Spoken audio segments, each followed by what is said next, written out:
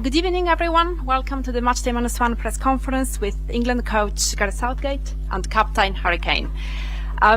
You know the drill by now, but can I please remind you to wait for the microphone and raise your hand before asking a question. Questions in one of the interpreted languages, which today are English, German, Slovakian and Italian. And introduce yourselves and your outlet. Can we start with, Rob Dorset, Sky Sport? Hi Gareth, hi Harry. Rob Dorset from Sky Sports News. If I can do a quick one to each of you, that would be great. Gareth first, England's performances in the group stages have been analysed to death. But this is the start of the knockout stages now, so I wonder whether you start afresh, you turn a page, and whether it feels to you like the real business starts now, and maybe you've seen the intensity level amongst the players kind of increase in the last day or so. Yeah, I would say yes. Of course, you have to get through that first phase, and there are moments within that where always in that second game, if you keep pushing, you can lose a game, and if you get a point, you know you're through. So that affects some of the actions at certain moments. And now you're into that world of it has to happen on the day. You've got to go for it. We've been here before many times. We know what it entails. I think everybody's excited now about the challenge, and we know we play a very good opponent, and so we have to be right on our game with and without the ball.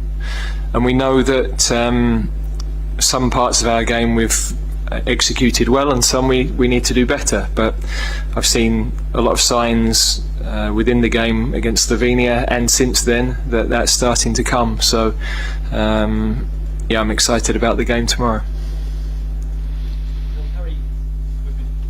Is that still on? Harry, we've been looking at your stats. 6 goals in your last 6 knockout games for England.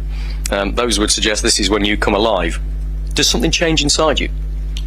I'm not too sure. I think it's kind of the process of the tournament as well. I think naturally you get physically stronger, naturally you get sharper as you play more games. So we've had 3 games in a short space of time. So I feel like not just for me, but a lot of the players come into their peak sharpness at the knockout stage, and that's what I've found in especially recent tournaments as well. So being the striker in the team, obviously I want to score goals and help the team get through to the next round. But yeah, if it's not me who scores and we get through anyway, I'm not going to complain. But it could be down to just the sharpness aspect of it. But ultimately, I enjoy these games. I think knockout football is a different prospect to group stage, and we've handled that well in the past, and now it's time to do that again. Hello Harry, Jan Jasenka, Sportdeska. What are your thoughts of Slovakian squad, and what do you expect from them in tomorrow's game? Thank you. Yeah, I think they've got some. They have some great players. I think their biggest aspect is them as a team. I think they like to press high with a lot of intensity and make it difficult for the opponent. And then they like to keep possession. They like to play out and use the pivot to control the game. So it's going to be a tough game. We're expecting, I'd say, a physical team with a lot of quality. So we're going to have to be ready for that. But as always, we prepare like we prepare for any team. We always feel like we're capable of getting the result we want, but we know we're going to have to be on the top of our game to reach that. James Robson, Associated Press. Gareth, I think you've mentioned a couple of times since the other night that you understand the way the fans are feeling about you. I just wonder what you actually mean by that, because I think before the tournament you said something like you can't keep standing in front of them with the same message because they don't want to keep hearing it. So I just wonder what you mean by that when you say you understand the way they feel towards you. To be honest, it's irrelevant. The most important thing is the support for the team, and what I said the other night was to try to make sure that we get the sort of support the team got in the stadium in the second half. Simple as that. My job is to create the best possible environment for the players to fight their cause at the right times, to take responsibility at the right times, and the team need the fans, so they should never underestimate what a lift it gives to the team when they are like they were in the second half against Slovenia. And I'm certain going into this knockout phase they're going to be the same. They're going to be right behind the team, and it gives the team such a lift, and that's all that matters. Hi, Henry Winter, World Soccer. Harry, a question for you, if I may. What is your message, on the back of what Gareth just said, what is your message to the England fans? Thank you. Well, I think, if I'm totally honest, I think 99% of the fans are behind the team and the manager. I think, of course, both as a player and as a coach, you're going to have times where people voice their opinion, and that's part and parcel of playing for England. That's the bottom line. But I think, like the boss said there, the second half in that game especially was one of the best atmospheres I've been involved in, and it shows how much the fans care about the team, care about us trying to win the game, and that's all that matters. You know, we're a very strong group, not just players but staff as well. We know what it's taken to achieve what we've achieved in the last kind of 6 years or so, or longer, and we know it's going to be, you know, a very tough journey from now until the end of this tournament if we want to go all the way. So that's all that matters, is fighting for each other on the training pitch, on the match pitch, and that's what we'll continue to do, and I know the fans are behind us with that.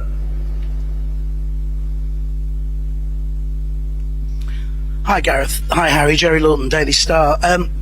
Massive day tomorrow, but 21st birthday is pretty big for somebody today. I was just wondering how you managed to balance Jude's 21st and the joy that often most people see with the professionalism about preparing for tomorrow's event. Well, we didn't go create a beer out this morning, that's for sure. So it's also Bellingham and Eze's birthday today, and obviously Phil Foden has another addition to the household as well in the last few days, so there's been a lot to celebrate, and good feel about the camp. I think the players have enjoyed some time together, not just training. You know, we had a day where we were able to get off their feet and not think about football, and I think that's important in a tournament. You know, you're surrounded by football, every conversation can lean that way and guide that way, so I think to have a couple of days where they could play golf, they could play paddle, they could do whatever they wanted to do.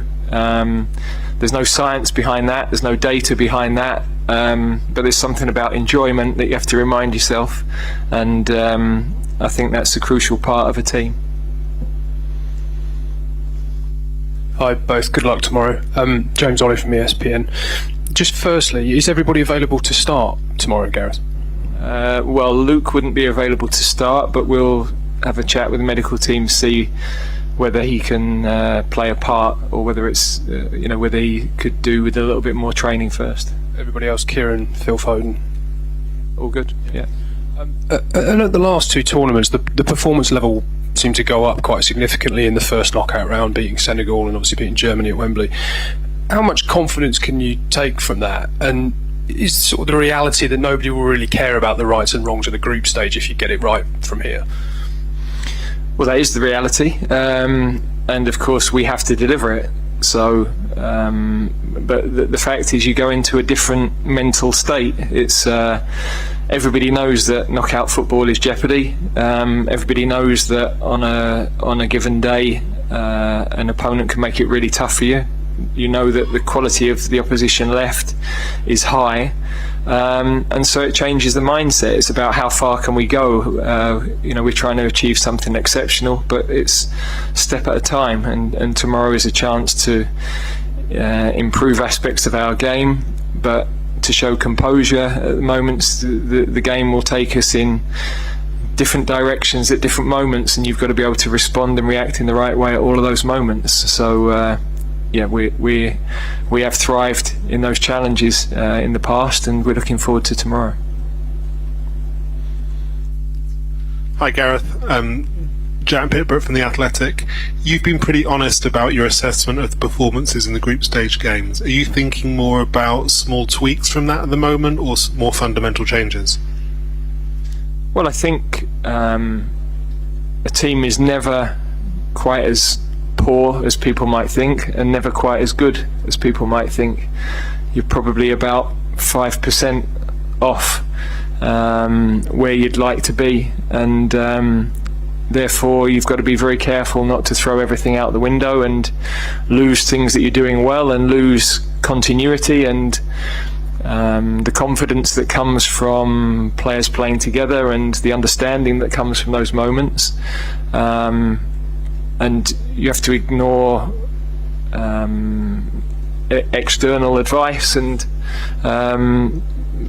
be assured in what you're doing. So now equally we've had some players that have come in and had a big impact from the bench. Our substitutions in all of the matches have had a big impact, and we're mindful that people are pushing for places. There's competition. We need that strength in depth. The squad are very together. They're training well. That's pushing the starting team that's been in place, but also the other players have to be ready. Tomorrow you might need 5-6 changes. It's over half the team now, so that's really, really important. And for us, it's important that when players come on, they perform as the guys did the other night. Hi Gareth, Eric Petersburg, Germany. We hope not, but what would it mean for you personally as the English manager and also for the English football if it goes wrong tomorrow night in terms of the future? I'm not sure why we would think about it going wrong the night before a game. So yeah, we know it's a tough opponent. We know we have to play very, very well. They're a well-coached team.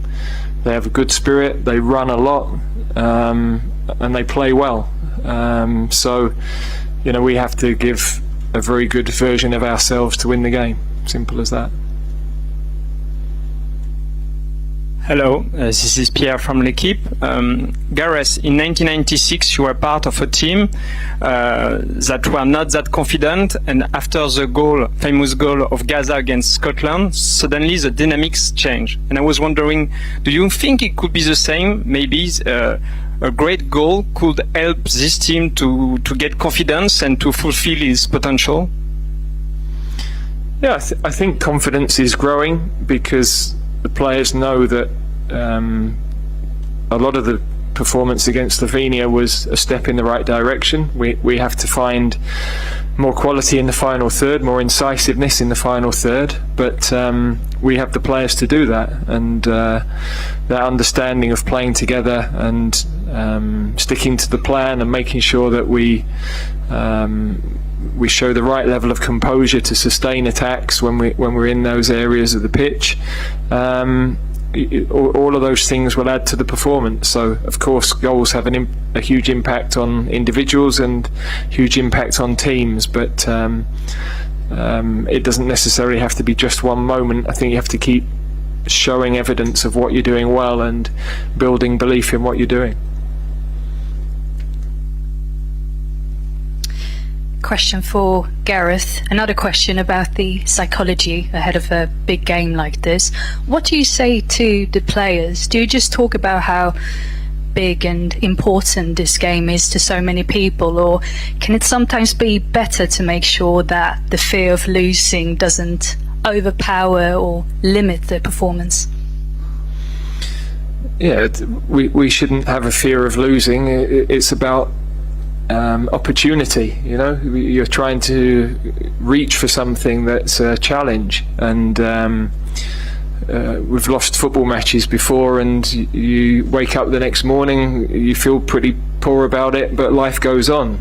So when you're at that point and that you can handle the worst that could happen, then you're free to go and try and win the game. And I think with the players we have, they've got great experience of knockout matches. I think that's really helpful. The senior players have shown great leadership through this whole tournament. They're passing on their experiences to the players that haven't been involved in the tournament before, and as a group they're mixing bonding, understanding each other better. The more time you spend with people, the better you get to know them, the more those bonds build, and you start to enjoy each other's company and understand people better. So that's part of forming a team, and I've liked how I've seen that over the last few days. Yeah, last couple of questions. Thank you. Dan Rowan, BBC. Gareth, we were asked about Jude a little earlier, and he said after the Slovenia game that he felt absolutely dead, as he put it. There were a few concerns about that language. Maybe he was struggling with burnout after a very intense season with Real Madrid, a fantastic season, but a long one. Are you concerned about the impact of the campaign he's had? Is he feeling the effects of that? Have you had to consider resting him, or is he in good order? No, I think when you're walking off a pitch and you've given everything, you're inevitably going to feel physically in a certain way and perhaps emotionally in a certain way. So he missed a period towards the end of the season with an ankle injury, and then towards the end of the season he didn't play every game because they were preparing for a Champions League final. So I think he will have benefited from the matches we've had, and then the recovery period in between, as have a number of players really. But of course we've always got to be mindful of the quality we have to be able to come into the game, the freshness, how freshness might make a difference in the latter stages of matches.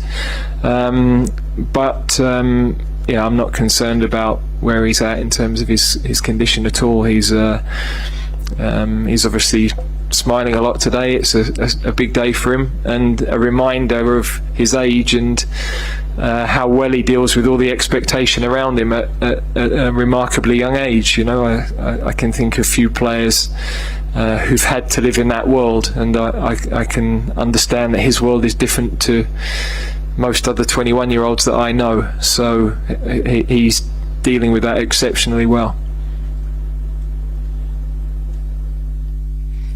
Gareth, this game is your 99th in charge of England, which is an extraordinary statistic and record in its own right, which I know how proud you are of that, especially in light of the way you've been treated personally in recent days. But there's an obvious question about how desperate you are to make your century. Yeah, that whatever the total will be a number you look back on when you finished. I got 57 caps. I'm proud of every one, but just getting caps wasn't why I wanted to play for England. I wanted to win things. I played in the semi-final. I've obviously managed the semi-final and managed in a final, so it's 3 of the biggest 5 tournaments we've ever had. I've been fortunate to have been involved in all of them, and yeah, tomorrow is that number is irrelevant to me. It's about the team progressing and taking a step forward. So that might be something when I'm sat later in life, but yeah, I'm just desperate to do well for my country, lead this group of players and staff who I absolutely love working with and think so much of, lead them through another what could be another brilliant night, and create some more memories for our supporters, really. Thank you very much, everyone. The Media Hub is open until 10:30 tonight. Thank you.